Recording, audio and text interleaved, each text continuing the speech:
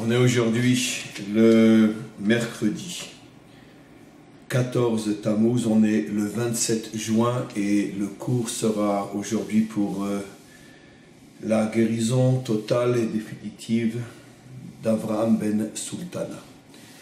Alors, ce n'est pas facile de reprendre après une longue interruption et je ne me vois pas me lancer directement dans un cours comme si de rien n'était, bien que j'essayerai d'une certaine manière de faire le lien entre ce que je vais dire aujourd'hui avec certains points de notre paracha, Parashat Balak, mais je pense que mon devoir et ma responsabilité avant tout est de faire le point par le biais de ce site et pas seulement par le biais de textes ici ou ailleurs, mais par le biais d'un cours sur le site qui pourra être vu et entendu par des milliers de personnes.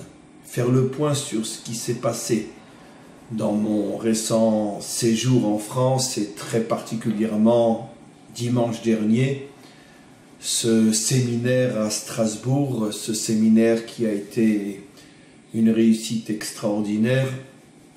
Nous n'avions pas pensé que viendraient tellement de personnes pour ce genre d'approche, ce genre de séminaire. Évidemment, si je fais une conférence classique en France, on va avoir énormément de monde, peu importe combien. Mais là, l'approche est très différente. Il s'agit d'un public exclusivement non juif, qui, d'une certaine manière, sont engagés dans un processus très nouveau, malgré tout, parce que il ne s'agit pas de l'approche classique et, comme je le dis souvent, dépasser ce que l'on appelle le noahisme, faire des non-juifs des enfants de Noé, mais il s'agit d'une approche complètement différente, beaucoup plus profonde, et qui fait ses preuves sur le terrain et qui construit véritablement tous ceux qui acceptent ce nouveau concept que j'appelle Bnei Adam. C'était la première fois finalement que l'on faisait ouvertement une réunion avec des non-juifs, des Bnei Adam, dans cet esprit, un séminaire à Strasbourg, un lieu qui n'est pas non plus au centre du pays, et donc pas forcément facile d'accès, en plus dans une période de grève de la SNCF, comme on le sait en France depuis pas mal de temps. Bref, on s'était dit 30, 40 personnes, alvaille qu'on arrive à ce nombre, et finalement on avait donc loué une salle contenant au maximum 70 personnes, et grâce à Dieu la salle était pleine.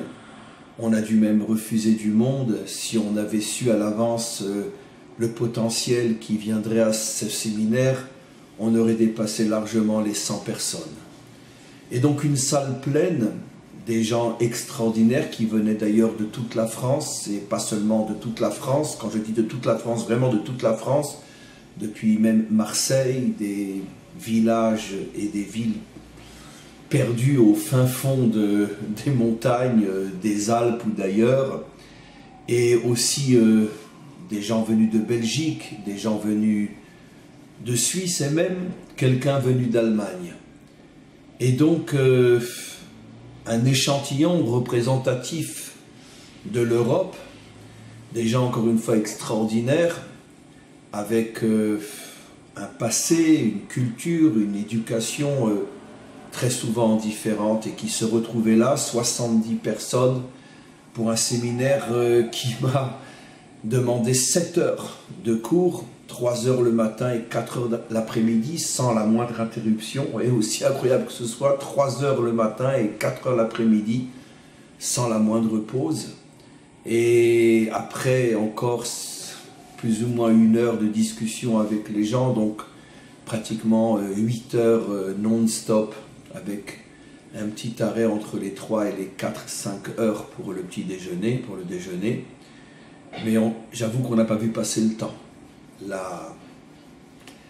L'intérêt, l'émotion et l'écoute étaient tellement fortes. La participation, les questions, c'était tellement fort que finalement, j'avoue que c'est la première fois, j'avoue franchement que c'est la première fois, alors que ça fait plus de 30 ans que j'enseigne, c'est la première fois dans ma vie que j'arrive à trouver la force d'enseigner aussi longtemps sans m'arrêter, et j'avoue pratiquement ne pas voir le temps passer. Tellement l'interaction entre nous, l'intérêt, l'écoute, la motivation, la concentration était tellement forte que véritablement les 8 heures sont passées comme 1h30 de conférence dans un autre contexte. Et donc quelque chose de très très très fort.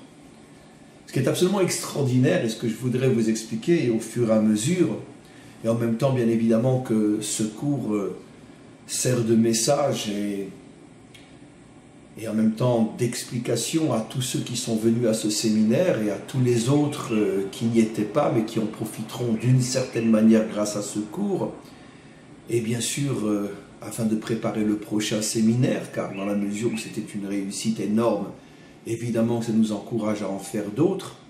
De toute façon, je tiens à préciser aussi que tout a été filmé et enregistré. Et donc, bon, c'est 8 heures, 7 heures d'enregistrement, pardon, donc c'est évident qu'il va falloir tout préparer, tout remanier, découper aussi en petites séquences. Il est impossible de jeter sur le site ou sur Facebook 7 heures de conférence. Donc ça prendra encore un petit peu de temps, entre 15 jours, 3 semaines, un mois peut-être, mais de toute façon, dans les semaines à venir, tout le monde pourra profiter de ce séminaire et ça motivera certainement de nombreuses personnes à participer au prochain, j'espère, dans quelques mois. Entre-temps, on prépare aussi un voyage en Israël. On a déjà pas mal de gens qui sont prêts à s'inscrire. Un voyage qui sera extraordinaire au fur et à mesure que nous serons sûrs, plus ou moins, de le faire, et de la date, vous serez tenus au courant par des interventions que je ferai sur le site pour encourager les gens à s'inscrire. Mais enfin, je peux déjà vous dire que ce voyage en Israël, vous verrez avec moi des endroits que vous ne pourrez jamais atteindre et connaître par vous-même, avec bien sûr sur place des explications. Un voyage séminaire extraordinaire, mais ça on en reparlera en son temps. Mais quoi qu'il en soit, je voulais revenir maintenant sur ce que j'étais en train de dire, en me détachant un petit peu du séminaire dont je n'ai pas encore parlé, je n'ai qu'introduit ce qui s'est passé, en même temps d'une manière tout à fait providentielle, car il est absolument évident que je ne l'ai pas choisi, au même temps, au même moment, le même jour pratiquement que mon séminaire dimanche dernier à Strasbourg pour les Bnei Adam, je subissais une attaque inimaginable sur mon Facebook de la part de ceux que j'appelle les djihadistes de Jésus, parce que ce sont de véritables djihadistes qui, évidemment, quand on les lit, utilisent le langage de l'amour, de la grâce, du sauvetage de tous les pécheurs et les ignorants que nous sommes. Mais il est certain que s'ils avaient les armes et la force que les autres djihadistes ont aujourd'hui, il est clair qu'ils se comporteraient de la même manière. C'est la raison pour laquelle je me permets de les appeler des djihadistes de Jésus. Simplement aujourd'hui, dans le contexte du monde moderne et occidental, ils n'ont pas les armes, ils n'ont pas les sabres, mais le potentiel est là. Et d'ailleurs, ils l'ont prouvé dans l'histoire. Et notre peuple a été le premier à le savoir pendant des millénaires. Ces djihadistes, donc, de Jésus, bien évidemment, je ne parle pas de musulmans, qui ont profité d'un texte, puisque chaque semaine, je mets des textes généralement sur la paracha, sur mon Facebook, sur le Facebook du site, le site du Rav Dinovitch, et ils ont profité d'un enseignement que j'avais livré dans le dernier texte sur la paracha de la semaine dernière, pour l'interpréter bien sûr à leur manière, prix Nobel de la falsification, et de voir dans ce texte finalement le fondement de toute leur vision de Jésus, le Sauveur, etc. Et donc ça a été un tsunami, un délire total les uns après les autres, de textes écrits par tous ces djihadistes-là qui n'avaient qu'un seul but, essayer de nous convertir, essayer de nous ramener à leur foi, et comme je le dis toujours, dans la mesure où eux-mêmes n'ont aucune écoute et prêchent dans des lieux où il n'y a personne pour les écouter, ils profitent du site d'un rave qui est visité par des milliers de personnes pour justement trouver une plateforme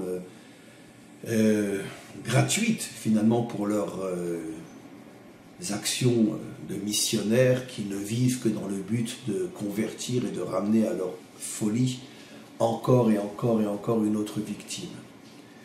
Ma réaction a été bien sûr forte, terrible.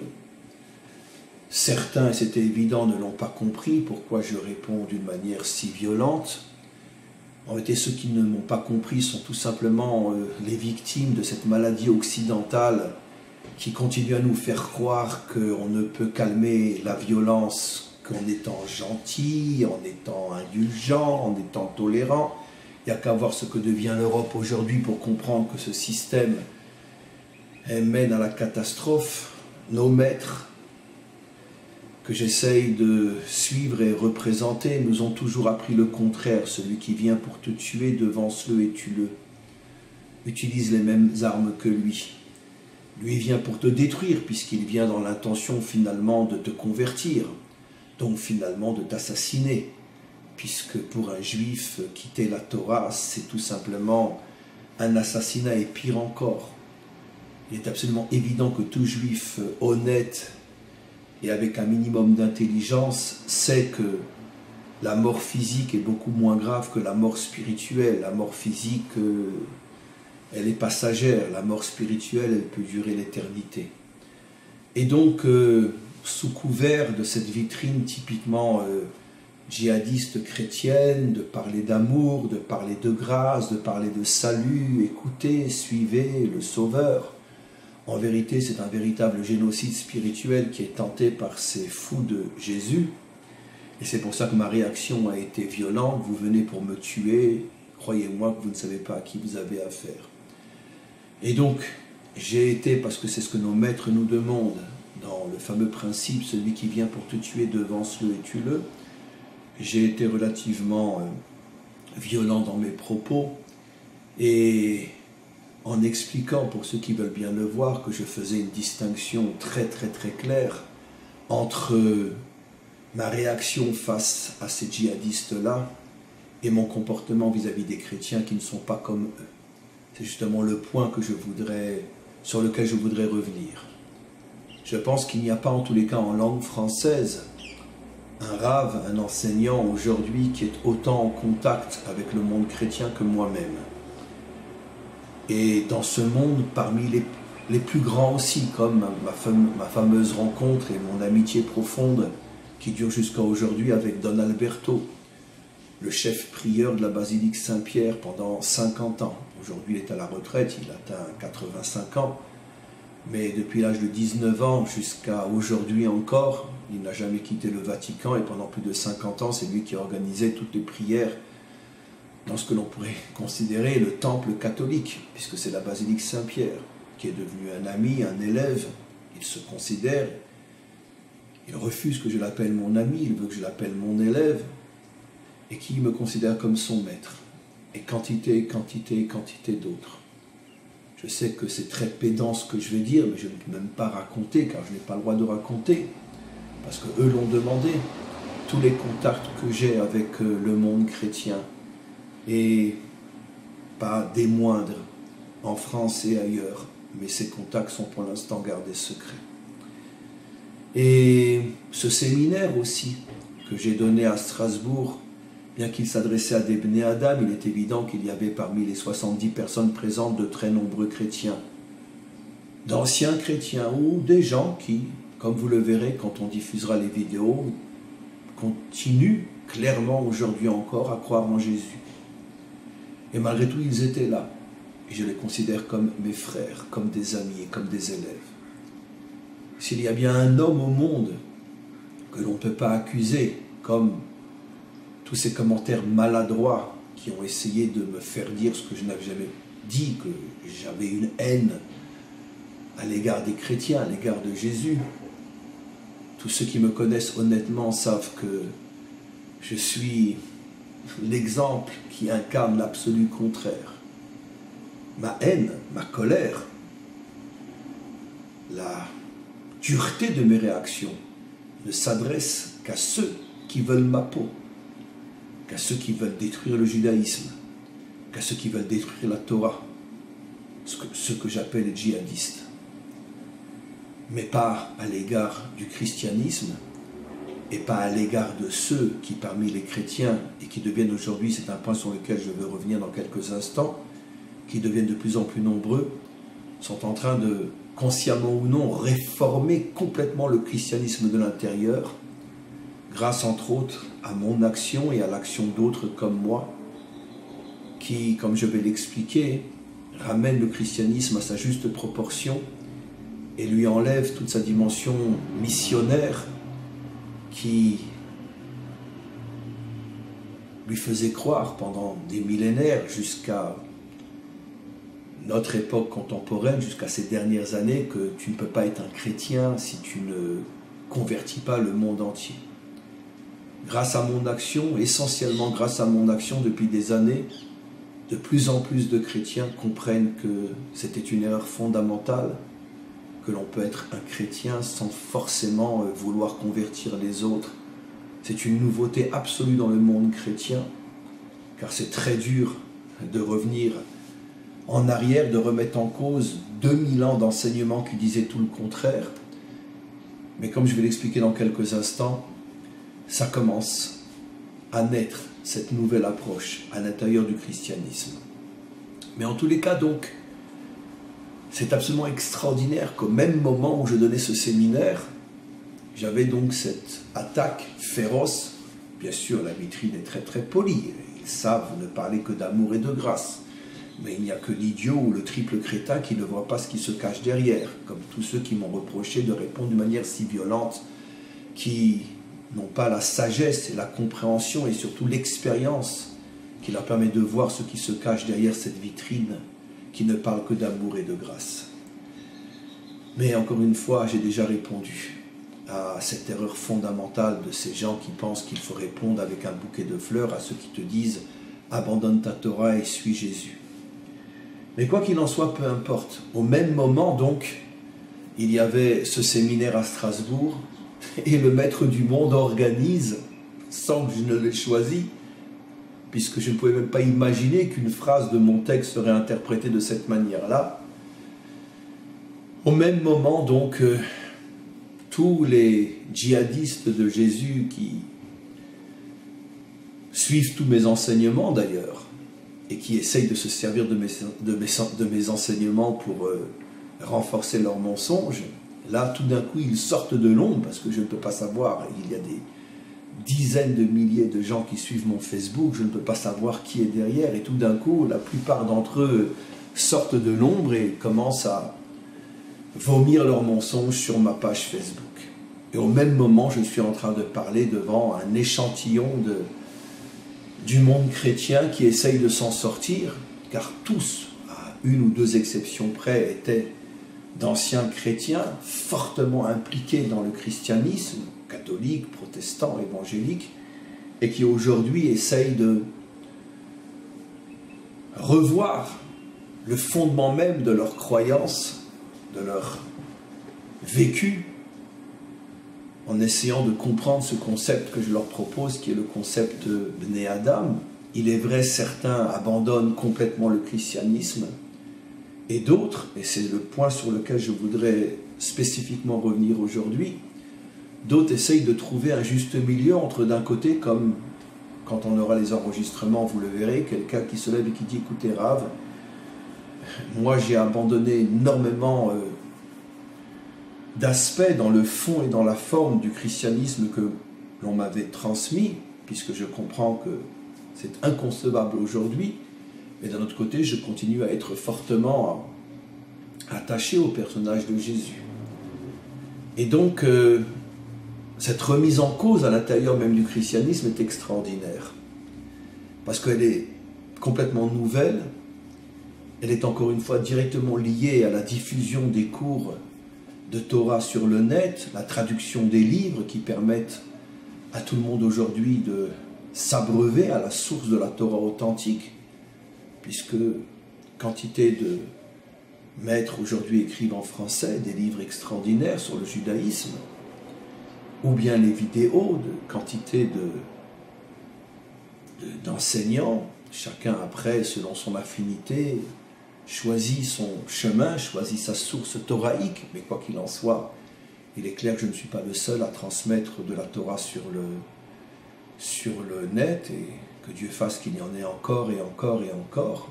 Mais toute cette diffusion finalement de la Torah a créé une remise en cause inimaginable à l'intérieur du monde chrétien. Et ils comprennent finalement qu'il est inconcevable d'imaginer que le peuple juif puisse adhérer au christianisme. Il est inconcevable que le peuple juif puisse reconnaître en Jésus un modèle pour lui, peuple juif. Il est inconcevable que la Torah puisse changer, puisqu'ils comprennent de plus en plus que la Torah est le modèle fondamental dont eux-mêmes ont besoin, et même en tant que chrétiens. Je sais, et là j'ouvre une parenthèse énorme, je sais que même à l'intérieur du monde juif, ce que j'explique est révolutionnaire. Parce que c'est vrai que nous juifs, on a été habitués, c'est inscrit presque dans notre ADN, on a été habitués pendant 2000 ans à voir le christianisme comme étant le monstre qui veut nous engloutir et nous transformer, nous digérer, et nous transformer en adeptes de Jésus. Par la force, par l'assimilation, par le dialogue, peu importe, mais c'était toujours le même but qui était visé. Et je le sais, je l'ai vécu moi-même, lorsque j'ai eu certains entretiens que j'ai diffusés sur le site avec des chrétiens engagés, comme mon grand ami Nicholson ou d'autres, des réactions venues de juifs virulentes, terribles, parce qu'ils ne peuvent pas admettre qu'il y ait un changement à l'intérieur du monde chrétien. D'abord parce qu'ils n'ont pas la connaissance, l'expérience, le vécu, tout simplement parce qu'ils ne les fréquentent pas.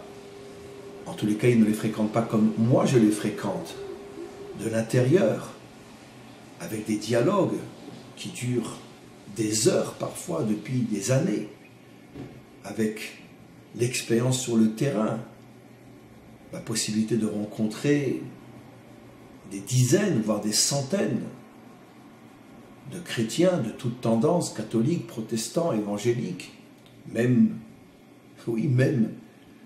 des chrétiens ou des non-juifs qui appartenaient à des sectes comme celle des Juifs pour Jésus ou d'autres, ou tout simplement des Juifs messianiques, même s'ils ne l'étaient pas. Et donc, cette expérience sur le terrain m'a permis de voir qu'effectivement, il y a un mouvement nouveau qui date peut-être de 3, 4, 5 ans, qu'aucun juif qui n'est pas sur le terrain ne peut voir et ne peut comprendre, donc ne peut que me critiquer. Mais il y a un phénomène révolutionnaire qui se passe à l'intérieur du monde chrétien, où de plus en plus de chrétiens comprennent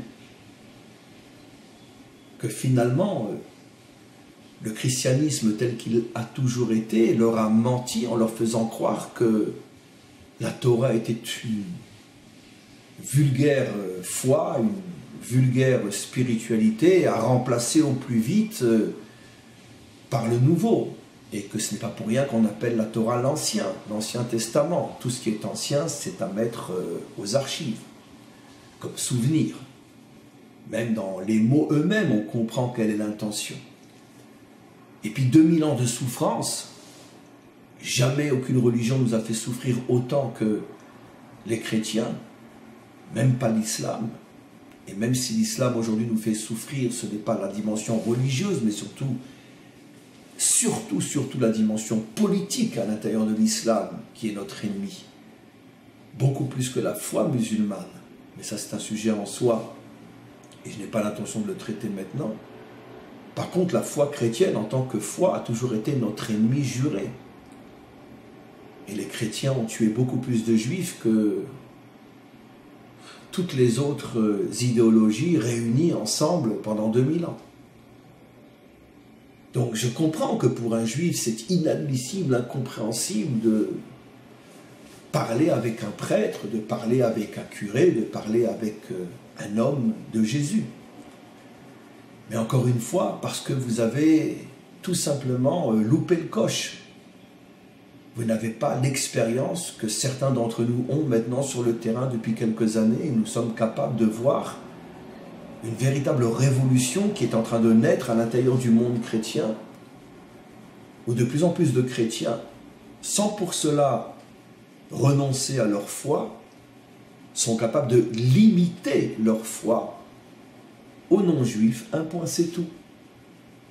Mais plus encore, de comprendre et de vivre concrètement que même cette foi qui ne s'adresserait qu'à des non-juifs, elle-même a besoin de s'alimenter, de se renforcer constamment aux sources, à la source d'enseignement des maîtres d'Israël. Ce qui veut dire qu'ils se réclament complètement, et surtout dans le vécu, ils se réclament de la Torah d'Israël. Et à eux, et précisément à eux, si vous alliez leur dire que cette Torah va changer, ils seraient les premiers à hurler, mais surtout pas, sans elle, nous disparaissons. Alors quel genre de christianisme ça devient? J'avoue moi-même que c'est difficile à comprendre, mais je le vois et je le vis. Et finalement, d'une manière très très simple, je pourrais expliquer que finalement, le christianisme est en train de devenir, et c'est ce qu'il va devenir de plus en plus, et c'est ce qu'il sera au moment de la délivrance, c'est tout simplement, et en ce sens-là, on peut voir Jésus comme quelqu'un qui tout simplement, un juif bien sûr, qui tout simplement aurait apporté aux nations, et uniquement aux nations, un certain lien avec le judaïsme, de manière à ce que, comme un soleil et ses rayons, que les rayons puissent atteindre un monde qui n'a pas accès à la boule elle-même, puisqu'il n'est pas juif, mais qui au moins peut se réchauffer et s'éclairer de ces rayons. Ce n'est bien sûr pas ce qu'on a fait de Jésus pendant 2000 ans, on en a fait tout le contraire. Celui qui allait remplacer la Torah et nous remplacer nous. Et en son nom, on a massacré mon peuple pendant 2000 ans. Mais de plus en plus de chrétiens comprennent que ça a été l'un des plus grands mensonges, une des plus grandes falsifications de l'histoire, et de plus en plus de chrétiens comprennent qu'il faut ramener Jésus à sa juste proportion. Au plus, il a été un envoyé d'Israël pour éclairer ceux qui, parmi les nations, sont prêts à comprendre que seule la Torah peut être leur source de lumière, et respecter, aimer profondément et de tout leur être la Torah et le peuple juif, tout en n'étant ce qu'ils sont. Évidemment, énormément de notions vont devoir être changées, transformées, puisqu'une grande partie du christianisme est fondée sur le fait que eux et seuls eux ont la vérité et qu'ils n'ont pas besoin de la Torah et certainement pas besoin des Juifs. Je ne sais pas ce qu'il restera d'un christianisme pareil, mais je sais que la chose a commencé, que la chose va évoluer et que c'est le christianisme qui restera au moment de la délivrance, où finalement toute la dimension mensongère qui a amené tant de malheur sur notre peuple pendant 10 millénaires, tout ça disparaîtra, et qui vivra verra, on verra ce qui restera. Maintenant, ça c'est en ce qui concerne ceux qui, pour l'instant, continuent à se sentir véritablement concernés par certains messages du christianisme. Maintenant, il est évident que mon approche et mon message à moi, malgré tout, est très différent. Moi, ce que je cherche à construire, ce sont des Bnei Adam. Ça veut dire que c'est quelque chose de complètement différent. Ce sont des non-juifs qui ne se réfèrent absolument plus au christianisme, ni de près ni de loin, ni un petit peu ni beaucoup, et qui commencent à vivre une spiritualité complètement différente, beaucoup plus fortement, puissamment, profondément connectée au peuple juif et à la Torah, et sans plus aucune référence à Jésus et à tout ce que cela peut représenter, même réduit au niveau le plus, on pourrait dire, le plus strict, minimal. Même ça, les Bnei Adam,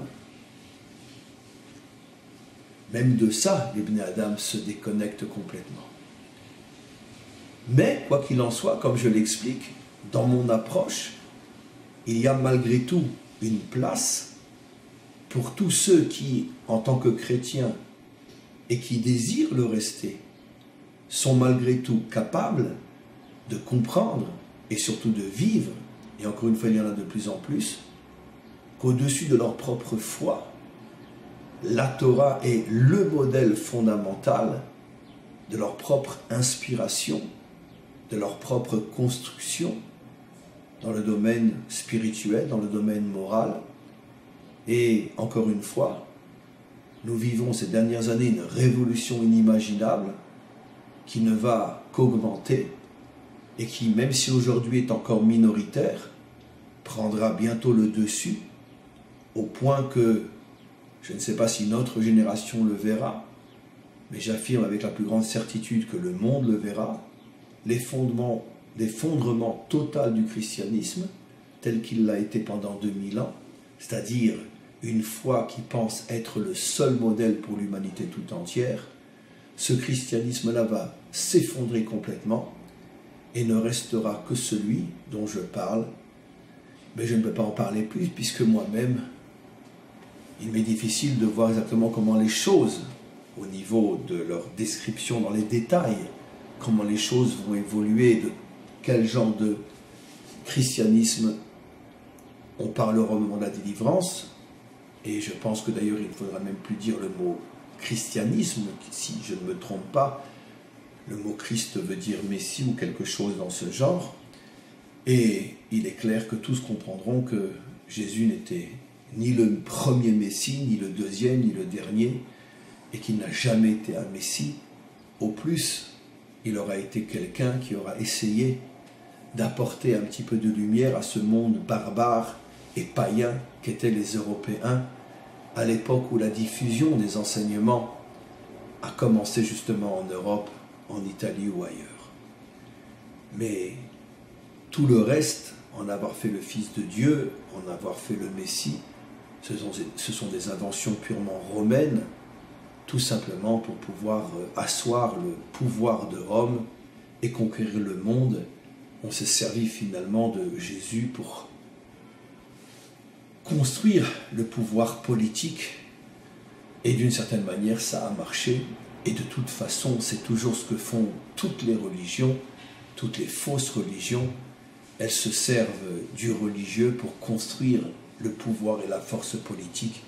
Il n'y a rien de nouveau sous le soleil. Mais donc, au même moment, et ça prouve et ça confirme de nombreux enseignements, et d'ailleurs beaucoup qui en même temps, pas pendant la conférence bien sûr, pas pendant le séminaire, mais qui avaient eu l'occasion pendant la pause juste avant ou juste après de feuilleter leur Facebook, mon Facebook, s'était rendu compte eux-mêmes de ce qui était en train de se passer, et eux-mêmes ont compris finalement ce que je vais répéter maintenant, c'est que tout ce que l'on fait en bas réveille bien évidemment des énergies en haut, et ce qui s'est passé en est peut-être le témoignage le plus extraordinaire.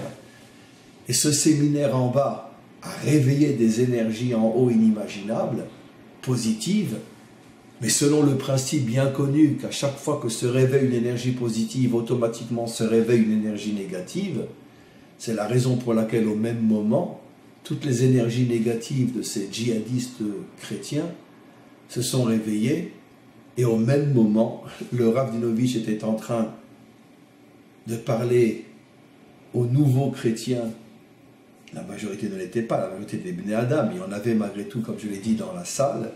Il était en train de parler aux nouveaux chrétiens et de construire, de renforcer une nouvelle approche, et au même moment, tout le christianisme, pogromisme, comme on pourrait l'appeler, puisque ce sont eux qui sont responsables du massacre de nos femmes et de nos enfants et de nos pères et de nos frères et de nos fils pendant des millénaires, ce christianisme pogromisme réveillait la tête comme le monstre du Yotness. Je suis là, ne croyez pas que je vais disparaître et je vous aurai jusqu'au dernier, avec bien évidemment la vitrine bien reconstruite, c'est plus celle du chrétien russe ou ukrainien qui se jette comme un fauve sur une jeune fille juive dans son ghetto pour l'égorger et la violer, mais c'est bien sûr la nouvelle vitrine bien peaufinée du chrétien occidental qui ne parle que d'amour, que de grâce, mais qui, derrière cette vitrine, cache une haine, une colère inimaginable à l'égard de ceux qui ne sont pas comme lui. Et comme je l'ai dit, malheureusement, pas tous sont capables de le voir et de le comprendre. Heureusement qu'il y ait des gens comme moi qui sont capables de tirer l'alarme et dans mes réactions fortes, essayer de faire comprendre à la majorité, car la majorité comprend ma réaction, à la majorité lui faire comprendre à quel point ces gens sont dangereux. Mais je voulais revenir maintenant à notre paracha pour conclure, en rappelant d'abord un enseignement qui n'est pas dans notre paracha, un enseignement de Rashi au sujet du rêve de Yosef sur les fameuses vaches qui étaient pleines, qui avaient mangé, qui incarnaient les 7 années d'abondance, et les 7 vaches qui étaient maigres et qui incarnaient les 7 années de famine. Le texte parle d'elle en utilisant un autre mot que celui de pleine ou maigre. Il dit aussi bonne et mauvaise, tov vera. Or, c'est un qualificatif, c'est un mot qui s'emploie surtout dans l'aspect moral des choses. Un homme est bon, un homme est mauvais. Mais qu'est-ce que ça a à voir avec une vache grosse ou une vache maigre, qu'elle soit bonne ou mauvaise? Évidemment, comme il s'agit de la Torah, Rashi tout de suite nous prévient et nous dit qu'il s'agit bien sûr d'un enseignement qui fait allusion à autre chose que le texte lui-même, comme toute la Torah, qui transmet des enseignements inimaginables à travers chaque mot, à travers chaque image, à travers chaque histoire. Et Rashi nous traduit cet enseignement d'une manière fabuleuse. Il nous explique que l'intention est de dire la chose suivante. Celui qui est plein, c'est-à-dire celui qui est bien avec lui-même, est toujours bon avec les autres.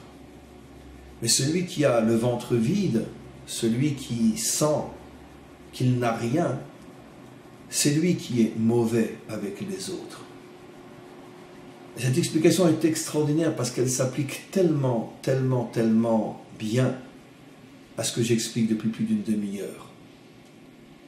Finalement, un djihadiste, c'est quoi? C'est quelqu'un qui, consciemment ou non, ressent à l'intérieur de lui un vide spirituel inimaginable.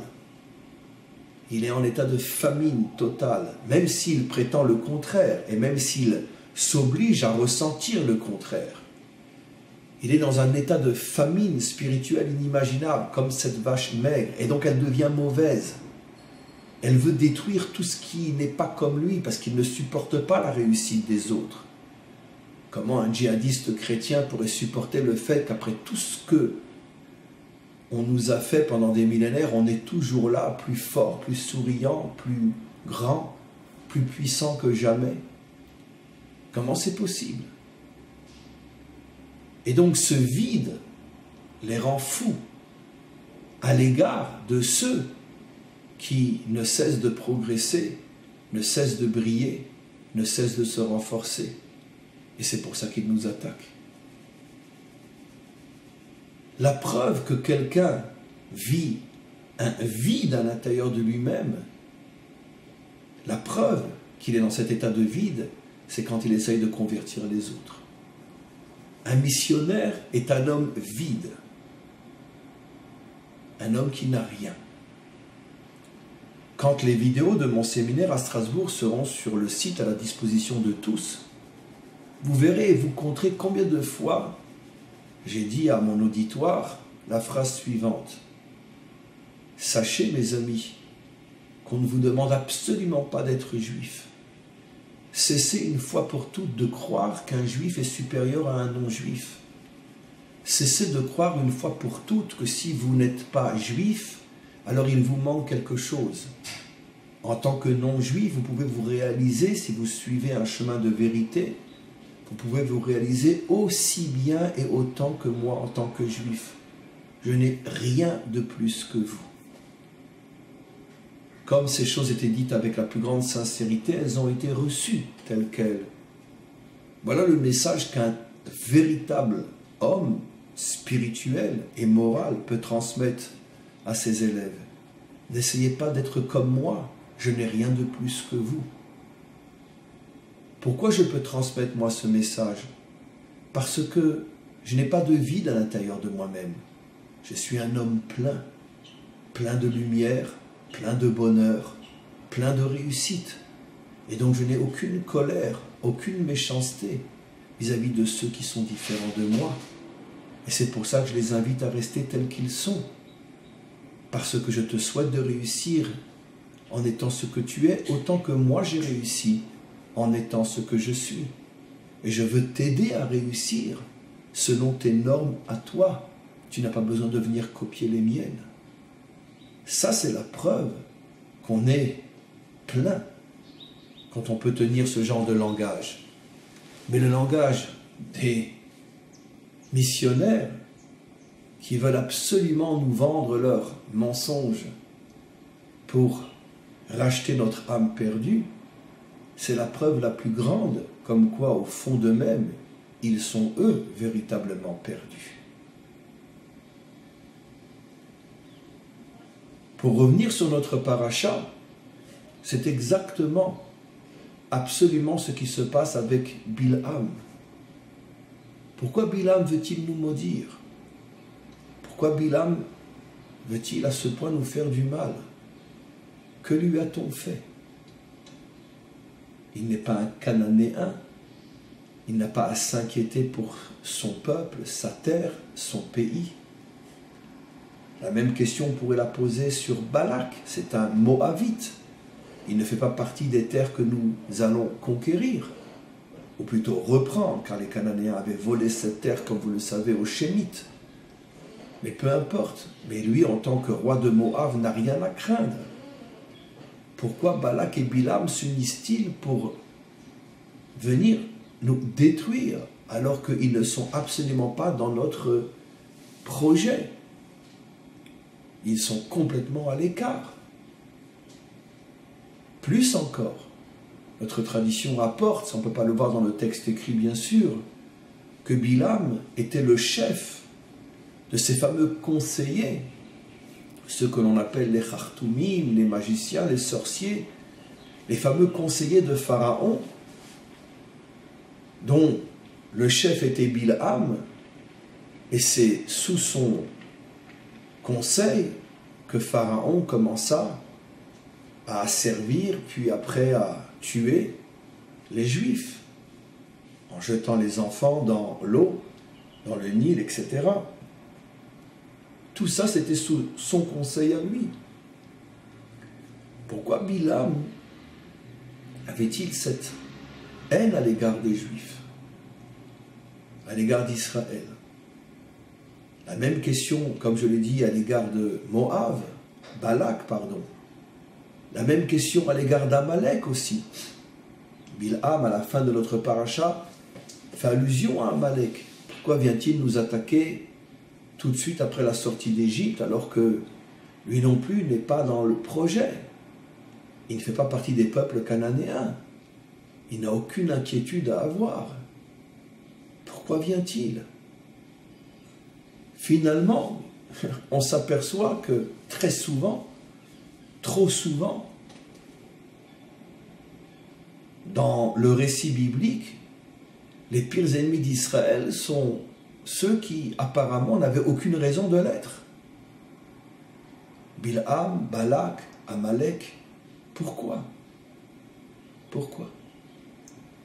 Alors évidemment, cette question restera sans réponse pour ceux qui n'ont pas les clés et n'ont pas les enseignements des maîtres d'Israël. Ils n'auront même pas la question, ils ne se poseront même pas la question, puisque leur lecture de la Bible, déconnectée de l'explication des maîtres d'Israël, c'est comme voir un corps mort sans vie. Parce que l'âme, qui sont les enseignements des maîtres d'Israël, l'âme est absente de ce corps. Une Bible qui n'est pas lue, pas comprise avec les enseignements des maîtres d'Israël, c'est comme un corps mort, sans vie. Et ça, de plus en plus de non-juifs le comprennent. Mais quoi qu'il en soit, revenons donc à cette question. Alors, nos maîtres répondent et expliquent. Bilham, en vérité, était de la famille de Nachor, un descendant de Lavan, lui-même descendant de Nachor. Nachor, le frère d'Abraham. Ce qui veut dire que, comme on le voit, juste après la Hakeda, juste après cette tentative du sacrifice d'Yitzhak, la Torah, au moment où Abraham, avec son fils, redescend de la montagne, la Torah révèle que Nachor, lui aussi, a mis une lignée au monde. Le frère, donc, d'Abraham. Et cette lignée, dont l'un des descendants les plus connus est Lavan, mais aussi, bien sûr, les mères d'Israël, Rivka, Léa, et les deux autres, Zilpa et Bilha, qui ont donné naissance aux 12 tribus d'Israël.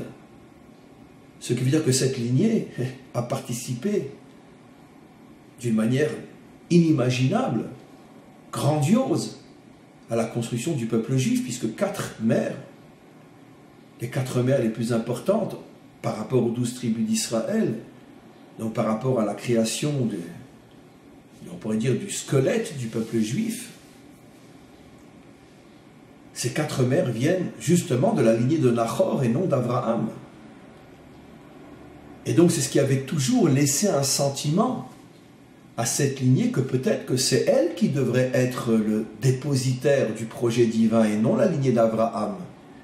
Puisque ce sont nos filles qui ont créé le peuple juif, donc c'est aussi à notre lignée de récupérer tous les bénéfices, toutes les bénédictions et tout le projet divin. Pourquoi ça serait l'autre lignée, celle d'Abraham? Et de là, vous comprenez tout simplement la haine féroce du premier représentant de cette lignée, qui était Lavan, qui a voulu tuer Yaakov, l'empêcher de repartir en Israël, lui reprendre ses femmes et ses fils. Et comme il le dit lui-même, dans le premier livre de la Torah, ces femmes sont mes filles, ces enfants sont mes fils, tout est à moi. Qu'est-ce qu'il veut dire par là? Je veux que ça reste chez moi pour que ça soit ma lignée à moi qui soit finalement l'élu de Dieu, le dépositaire du projet divin, et pas ta lignée à toi, Abraham, Yaakov, à ce moment-là. Donc finalement, cette tentative de remplacer, en le détruisant, de prendre sa place, parce que je considère que c'est à moi de jouer ce rôle et pas à toi. C'est ce qui va se produire exactement avec Bilham, disent nos maîtres, qui était un descendant direct de Lavan, donc de cette lignée-là. Depuis le départ, il a une haine féroce à l'égard des Juifs parce qu'il pense que, finalement, c'est sa lignée à lui, c'est sa famille à lui qui doit représenter Dieu sur terre. Et donc il faut exterminer celui qui, finalement, l'empêche d'être ce qu'il voudrait être, mais qu'il ne sera jamais. Eh bien, vous avez tout compris. Je viens de dire dans le langage biblique exactement ce que notre peuple vit avec une certaine partie, et pendant 2000 ans, la majeure partie du christianisme des chrétiens. Le christianisme a tout simplement voulu prendre notre place. Nous sommes le nouvel Israël. Le concept du Messie, c'est nous qui l'avons et pas vous. La Bible, la vraie, c'est la nôtre, qu'on appelle la nouvelle, et vous n'avez que l'ancienne, donc vous n'êtes plus d'actualité. Et puis comme vous nous dérangez, on va s'arranger pour que vous disparaissiez. Eh bien, le christianisme tel que nous l'avons vécu pendant des millénaires, c'est exactement Lavan et Bilham. Une revendication qui finalement signifie « nous voulons prendre votre place et nous la prendrons de gré ou de force ». Et malheureusement, durant toute l'histoire, plutôt de force que de gré. Voilà le lien extraordinaire. Et comme par hasard, la même semaine de mon séminaire et la même semaine de l'explosion sur mon Facebook, la paracha qui parle de Bilham. Si ce n'est pas un signe inimaginable venant du ciel, qui nous renforce et nous conforte et nous montre à quel point le Maître du monde est avec nous, pour nous envoyer des signes aussi prodigieux, aussi extraordinaires. Merci, merci, merci, Maître du monde. Alors maintenant, je m'adresse pour terminer aux hommes et aux femmes véritables qui étaient à ce séminaire, qui me suivent dans les cours et ailleurs. Sachez que nous sommes aujourd'hui encore, bien sûr, une minorité. Mais comme je l'ai dit d'ailleurs, pendant ce séminaire, tout a commencé aussi avec un seul homme, il s'appelait Abraham. Et aujourd'hui, l'humanité tout entière se réclame et s'identifie à ce nom, à ce modèle, Abraham. Et donc, nous n'avons pas à nous inquiéter. Comme je l'ai dit à ce séminaire, nous sommes encore à l'étape de planter des graines. Mais ces graines, bien arrosées, deviendront des arbres somptueux qui donneront au monde les fruits de la délivrance. Alors accrochons-nous très très fort à cette vérité. N'ayons pas peur de tous les obstacles qui se dressent devant nous. Ils ne sont là que pour nous prouver que nous sommes sur le bon chemin. À tous et à toutes, merci et une très très bonne journée. Je tiens juste à préciser que dimanche prochain, je ne l'avais pas remarqué, il n'y aura pas cours parce que c'est un jour de jeûne, le 17 Tammuz. On en parlera d'ailleurs, quoi qu'il en soit, dès lundi prochain. Au cours de lundi, je parlerai de cette période qui commence avec le 17 Tammuz et qui s'achèvera le 9 Av, un deuxième jeûne. Donc finalement, il ne nous reste plus ou moins que 2 semaines et demie de cours jusqu'aux vacances qui commenceront avec le 9 Av. Une partie des cours de la semaine prochaine sera consacrée bien sûr à cette période de 3 semaines dans laquelle nous entrons ce dimanche. Mais comme en ce moment en Israël, il fait extrêmement chaud, 35 à 36 degrés, et en plus un jour de jeûne, vous comprendrez que je ne donnerai pas cours le matin afin de garder un petit peu d'eau en moi et ne pas gaspiller l'eau avec 1 heure de cours. Et donc on se retrouve lundi prochain si Dieu veut. En attendant, à tous et à toutes une très très très bonne journée.